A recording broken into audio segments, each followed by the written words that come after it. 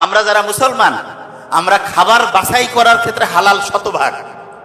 এখানে যদি কাউকে শুকুর দিয়া একটা স্যান্ডউইচ বানাই দিয়ে খাবেন, নাউজুবিল্লাহ, খাওয়াই যাবে না। কিন্তু একজন চোর বাটপার কয়েক কোটি টাকা আমরা জানি 2 নাম্বারি গিরি করে সাদাবাজি করে টাকা আনি দিছে, আসসালামু আলাইকুম, চলবে। শোনেন, আপনি প্রোডাক্ট যেটা হালাল সেটা তো ভালো, কিন্তু তার চেয়ে গুরুত্বপূর্ণ দেখেন ইসলাম কি সায়েন্টিফিক। আল্লাহ কিন্তু বলছে যে তুমি যদি এমন অবস্থায় পারো জান বাঁচা ফরজ, সেই সময় তুমি হারাম মৃত জিনিসও খাইতে পারবা।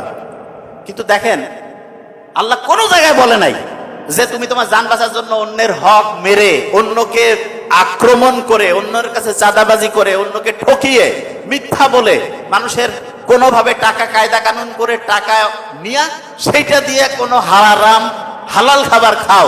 এটা ইসলামের কোন জায়গায় কি আছে? কষ্ট লাগলো বলতে, আছে?